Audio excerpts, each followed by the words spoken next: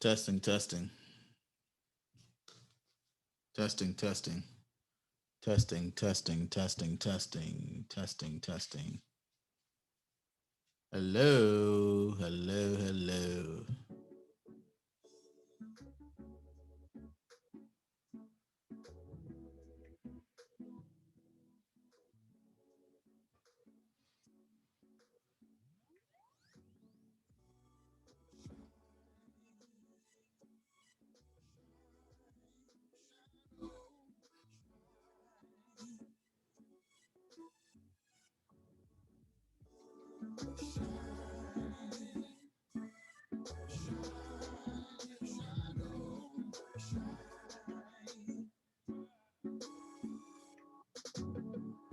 Man, I love these days, the brighter ones, but you gotta be conscious of the darkness where it started from.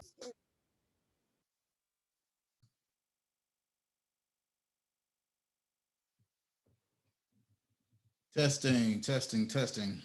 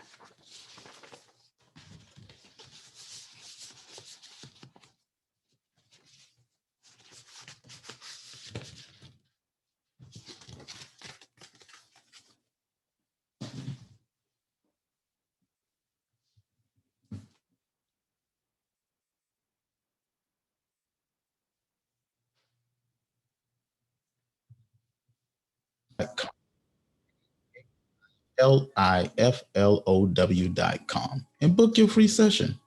Man, I love these days, the brighter ones, but you gotta be conscious of the Welcome, darkness. welcome, welcome. I'm Demetrius Arik, your host of Life Journey Podcast, one of the only podcasts that's designed for the benefit of its users by sharing the experiences of our guests. I believe that we all have defining moments in our life, those one or two, and sometimes 10 or more incidents that help to shape us to be the individuals that we are. And I have with us today Kamon Cash, who will share with us some of the experiences that helped to shape and mold him to be the individual that we have here today. Kamon, thank you for taking the time to share with our guests a little bit about your life and your experiences. Thanks for having me. Awesome, awesome. Can you tell us a little bit about yourself and some of those incidents that helped to shape you? Oof, where do we start? So I am 27. I'm a designer.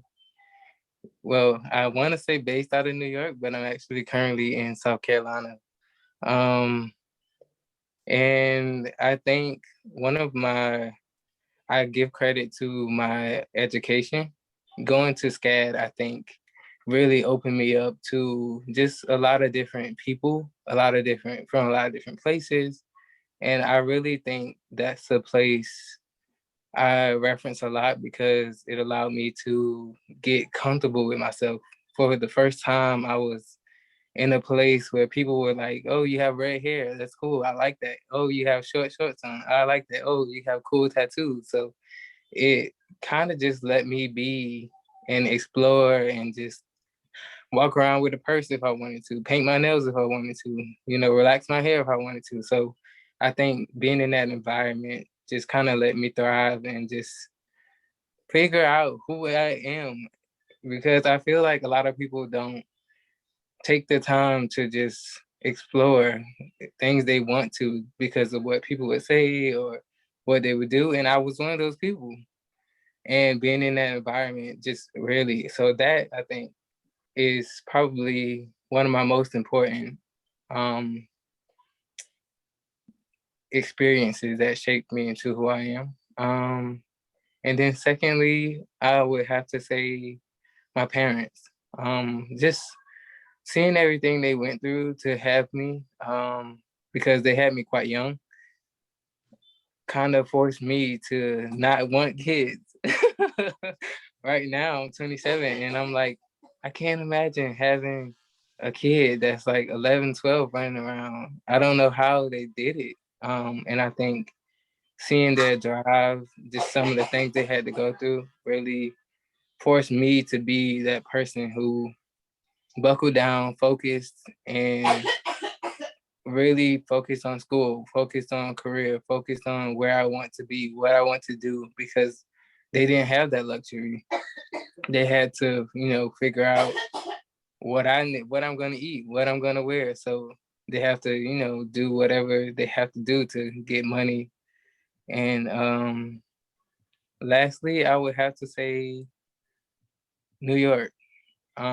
It's a place that I always wanted to live. I wanted to go to high school there. I wanted to go to college there.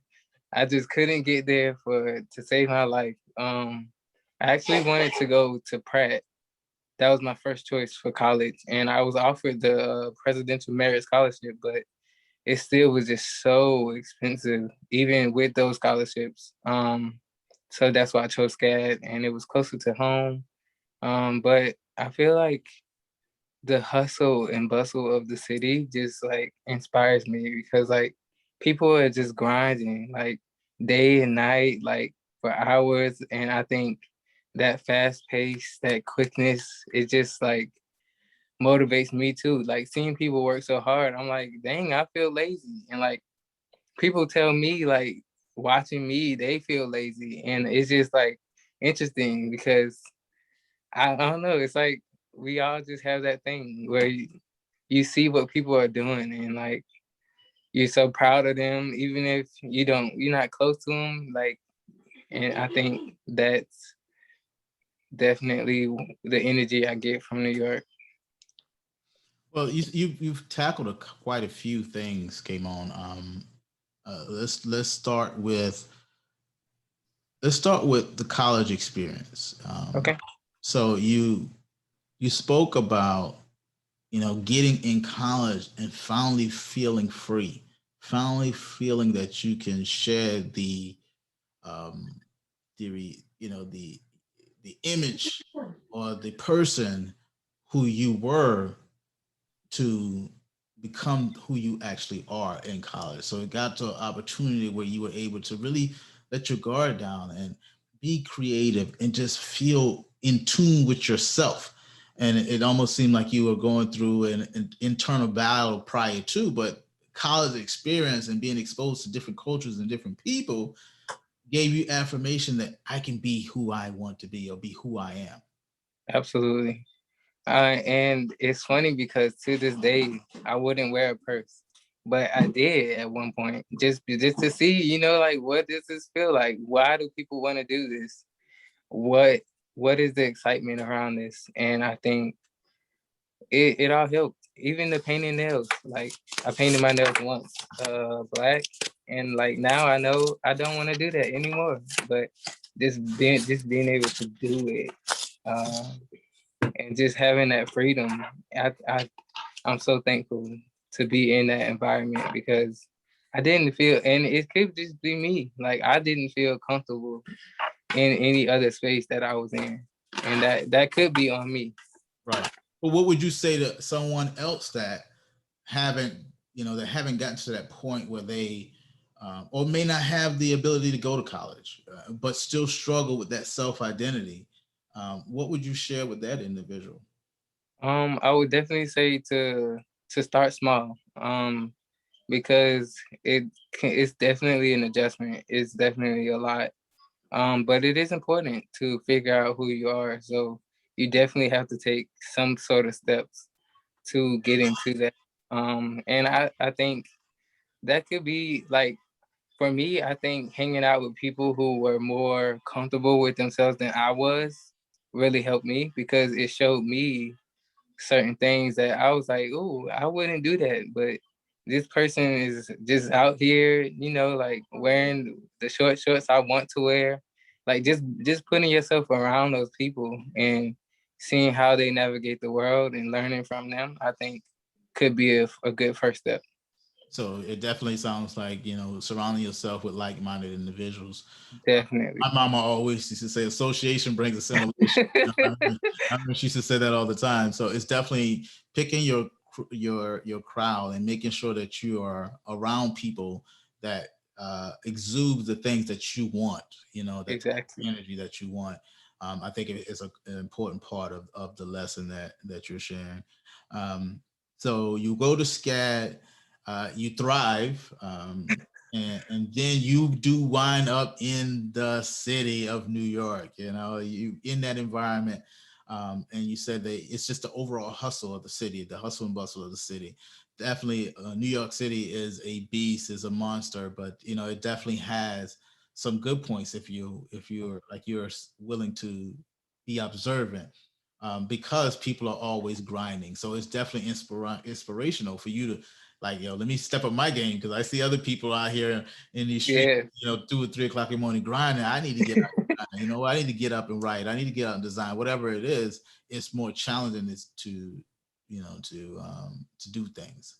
Yes. Okay. Okay. So what is something that you love about New York in comparison to where you come from? Um, just the fact that any given moment, something is going on. Like if you want to go to a fashion show, you can find one. If you want to eat pancakes at 4 in the morning, like you can find that. If you want to do anything else, you can find that.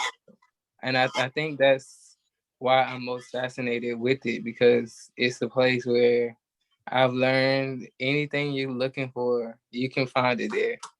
And that's good and bad.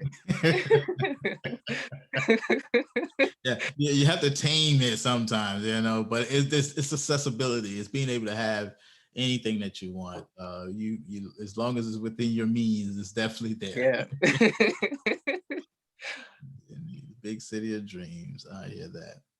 Now, you also spoke about some of your motivation, and your internal drive, seeing your parents struggle, seeing your parents have you at a young age inspired you to want to do more and be more. How is that today? Is it still your motivator? Definitely, because I feel like, and this is something that I think about, I feel like no matter how old they get, they're always behind where they could have been because of me. Mm. And I mean, that sounds bad, but um, and I've talked to my mom about this. I tried to like ask her, did she regret having kids and would she do things differently? And she's just like, I love all my children. And I'm like, that's such a politically correct answer, and I understand, but I feel like she definitely would do things differently, and I feel like just thinking that you could be so far ahead of what you are now if you've done things differently. I think that still kind of motivates me to be to push past where they are and just think about where they are in comparison to where they could be. So that's putting it in perspective, kind of almost similar to you living out their dream by being the best version of yourself. Does that make sense? Exactly. You Yeah. know, because they had children, although they love them and don't regret them, there are some limitations of things that you had to sacrifice, and so that really catapults you to, hey, explore as much as I can, do as much as I can, expose myself to anything and everything because I know my parents sacrificed that for me. Exactly. Gotcha. Makes sense. And that's noble. And yes, most parents want to say, yes, I love my kids. That's the political. You know, Of course. in retrospect, there's always things that we can do to to create a better version of ourselves, and I think that all of us have that in us. We all going to make mistakes. We all going to do things that we wish we could do again, or Of we would course. do things differently if we had the opportunity. But yeah, I definitely can relate. As a parent, I don't regret my kids at all. You know, I do wish that I could have provided more of a stable stability so that I could really teach them more than about life and about spirituality Right. and about all of the other aspects that's not that when you're not tied to having to get a check or hustle and bustle, you lose the most Right. important currency, which is time.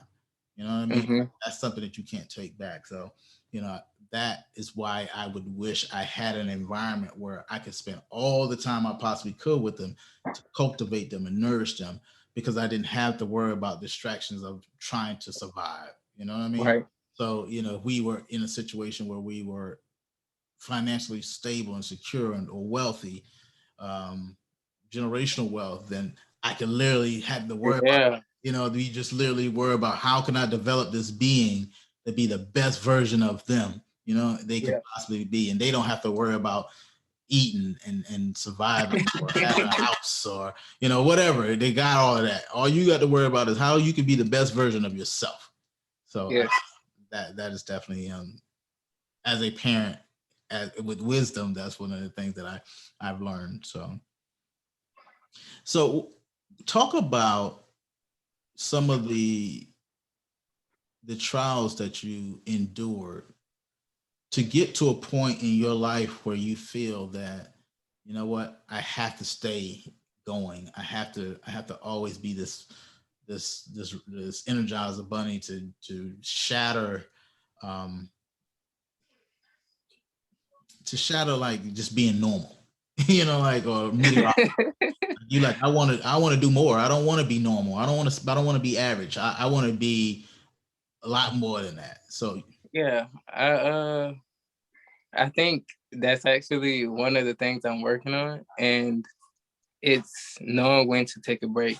mm, Um, because I do this thing where I'm going, and then I like burn out mm, and I'm like tired and I don't want to do anything at all, but you still have to do stuff. right. Um, but I would say, yeah, I have trouble sleeping, and I think that also works to my benefit because when I can't sleep, I'll just get up and start working on stuff. So it's it's kind of like I have an extra set of hours in the day because everybody else is asleep and I can't sleep. So that helps me. Um, I'm trying to think what else. I mean, that's a lot. I mean, so you're saying that you just maximize your time. So Yeah, since I can't sleep, I might as well work. It's like I might as well do something that's creative. But it's also important to find a balance because you will yes, burn yourself out, or you get to a point where where you hit a brick wall. So you have to find that healthy balance of work and relaxation. You have to find, Yeah. yeah, absolutely. So what would you say to the young child that or a parent that's raising their children on how to help to create an environment where that child feels comfortable in their own shoes? Whew. Um, I would say to try to build a place where judgment is just not felt, because I feel like that's the biggest thing that was holding me back, is like when people make certain comments, you kind of note it, and then now you remember, oh, this person doesn't like this person doesn't like this person doesn't like this, oh, they made a comment about this, or they said the F word, so it's, I think that just like creating that environment where they can be whoever they are, and just allowing them to explore things and figure out. I recall, I was playing with action figure, and it was Milo from Atlantis, and my dad got mad that I was playing with it because he thought it was similar to me playing with Barbie doll. And I'm like, this is an action figure. Like, there's a difference. And he like took it away from me. And I'm like, just instances like that is like you like not allowing the child to just be a child, and you're forcing certain things on them. Like those kind of incidents, I think, are damaging, and they're things that later have to be unlearned. Well, I think that's key because we as parents only have what our parents have taught us and the things that we've learned. And so we are operating off of with limited knowledge and our own biases and our own prejudices and we have to, like you said, learn to to unlearn some of the things or challenge some of our behaviors that Hmm. are just taught to us. We have to have we have to have a fine line as to what is something that has been taught to us and something that we learn. There's Right. an old saying that I ran across when I was reading that you have two educations in life, and that's one that's given to you, and then the one that you pursue yourself. And the one that you pursue to yourself is going to give you more value. So to me, that means that you're going to have information that's taught to you, but it's the information that you go learn on your own that has more of a lasting value in your life, more impactful. And so, My mom always said that. yeah, you have to Yeah. get it, and so I think that is a wise saying. So when I don't know who quote, I can't quote him, but I remember reading that and that just stuck with me. It's like I never forget that, and I to this day it's the stuff that I've done my own research on and have a good understanding of that holds me down. Not that my foundation wasn't solid, that my parents and Right. the environment didn't teach me, but I understand the limitations of what they taught me as well. And I think Exactly. that's key. That's key. So, to our parents out there, definitely create an environment where your children feel comfortable being who they are and telling you who they are. Creating that environment where they feel comfortable being themselves around you. I think creating a judgment free environment is definitely key to um, their ability to feel self confidence. How do you believe the version of you who you are today versus your 15-year-old self? Oh my What goodness. would you tell your 15-year-old self today? So many things. Like, where do we even start? One, that you're not fat. Because I always felt like I was like fat. I think it's because I was chubbier as a kid. I always just felt like I needed to lose weight. Um, and even now, people like, you're so skinny, but I feel fat sometimes. And I'm like, That's something I need to work on. Body dysmorphia, for real. Um, I would definitely say to calm down a bit because I think back to high school and for some reason I feel like I worked harder when I was younger. Like I was in Key Club and Kappa League and National Honor Society and APR band. I just feel like I was all over the place. And I was so worried about my grades. Like I remember I cried when I got my first B.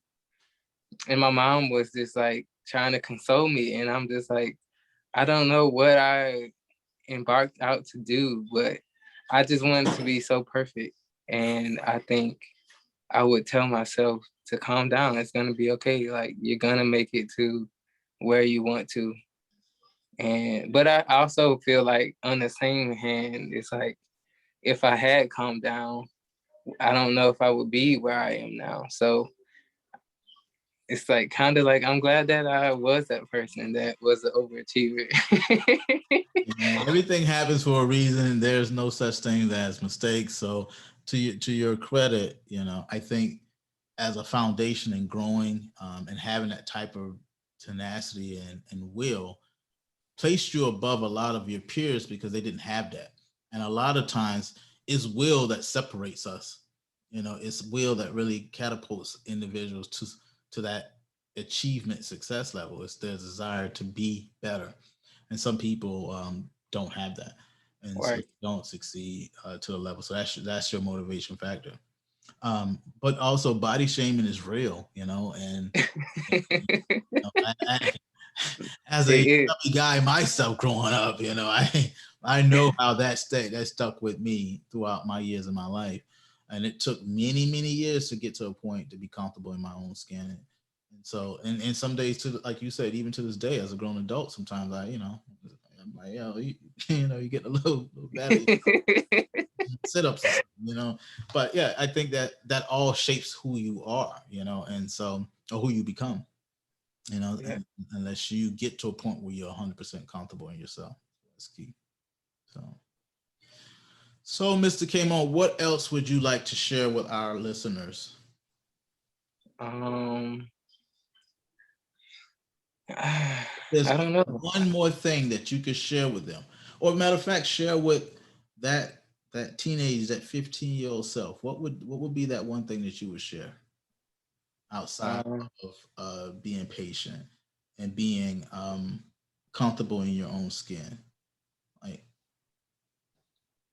I would say, hmm, to my 15-year-old self, I would just say that you're better than what you think you are, always. awesome, awesome. So you're definitely better than who you think yourself you are. You actually mean more than you actually think. Exactly. Your life means a lot more than that. So, Mr. Kamon Cash, I truly thank you for spending a few moments with us, and it has been already 42 minutes. So, thank you so very much for spending a few moments with us, sharing our audience about your life and some of the decisions you made to make you the individual that you are today. And just to highlight some of the things that you have spoken about. I know you spoke about the desire to be yourself, and especially as a youth, not being comfortable in your own skin, and how important that is for the psyche of a young adult to be self, to have pride and confidence in who they are. And Right. if they don't have that ability to know who they are, then they search their whole life trying to figure that out. And, Yes, and exactly. fortunately for you and your example, you got to an opportunity to get out of your home environment, go to college, and the college experience and being around like-minded individuals helped to shape your self-esteem, and it Yeah. helped you figure out exactly who you were and feel confident and creative in your own self. So Those are definitely some tools that our listeners can definitely take away from it. And also to parents, make sure that you create a judgment-free environment for your children, and create an environment where they feel comfortable being who they are and not have to hide who they are around you. So that has been Life Journey Podcast with Kamon Cash. Thank you again for spending some time with us. And till the next time we meet, tell your story. It may save a life. Mr. Kamon, thank you for spending some time with us. Until the next time we meet, my brother. Thank you for having me. Peace.